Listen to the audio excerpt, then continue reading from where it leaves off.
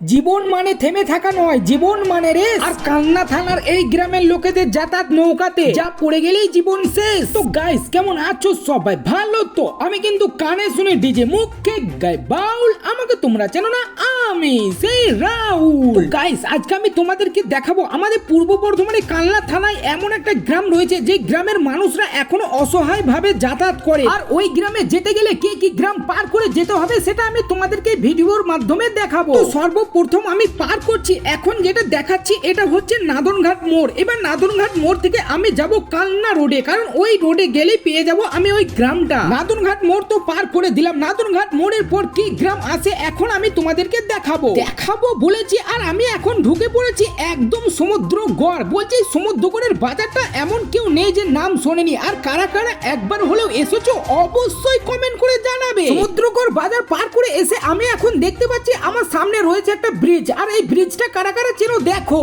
এখন আমি উঠতে চলেছি এই ব্রিজে। আর এই ব্রিজের নাম হচ্ছে নান্দাই সেতু। আর এই নান্দাই সেতুর উপর দিয়ে আমি এখন যেতে চলেছি। আর এই ব্রিজের উপর এখন সব পাট মেলে দিয়ে আছে। আর আমার বাঁ দিকে রয়েছে একটা রেল লাইনের ব্রিজ। আর ওই রেল লাইনটা যাচ্ছে হাওড়া টু কাটুয়া। এই ব্রিজটা পার করার পর নিচে রয়েছে একটা বাজার। আর ওই বাজারের নামটা কি অবশ্যই কিন্তু আমি তোমাদেরকে দেখাবো। ব্রিজ থেকে নেমে আমি চলে এসেছি গাবতলার বাজার। আর গাবতলার বাজার থেকে যাব আমি ডান দিকে, কারণ বাঁ দিকে যাব না। বাঁ দিকে যাচ্ছে নান্দাইয়ের রেল স্টেশন। তো তোমরা কিন্তু দেখতে পাচ্ছ আমি এখন ডান দিকে যেতে চলেছি। গাবতলার বাজার থেকে খানিকটা আসতে না আসতে আমার সামনে চলে এলো নতুন গ্রামের হাই স্কুল। নতুন গ্রামের স্কুলটা সত্যি খুবই সুন্দর ছিল। আর এই নতুন গ্রামটা পার করেই চলে আসবে সেই গ্রাম। ওই গ্রামে ঢোকার আগে একবার ভিউটা দেখো, চারিদিকে শুধু জল আর জল। আমি কিন্তু চলে এসেছি ওই গ্রামের ওই ঘাটে। তোমরা কিন্তু দেখতে পাচ্ছ বাচ্চা নিয়ে কিভাবে নৌকায় উঠতে চলেছে একজন। আবার আমি শুনলাম নাকি এই নৌকায় ভিড় হলেও মাঝে মাঝে ডুবে যায়। এই নৌকাটা চালানোর সিস্টেম হচ্ছে ওই পার থেকে এই পারে একটা দড়ি টাঙানো রয়েছে। এবার ওই দড়ি ধরে যে যখন পার হবে ওই দড়ি ধরে নিজে নিজেই পার হয়ে যেতে হবে। তোমরা কিন্তু দেখতে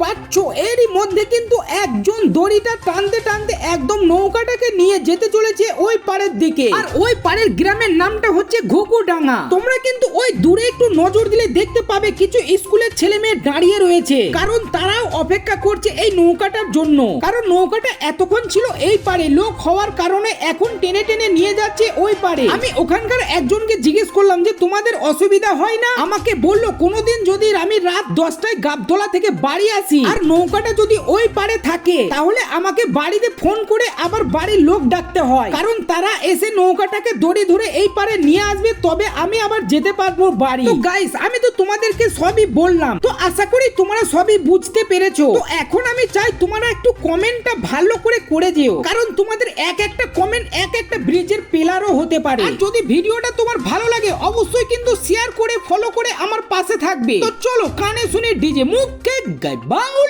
আমাকে তোমরা চেনো না, আমি সেই রাহুল।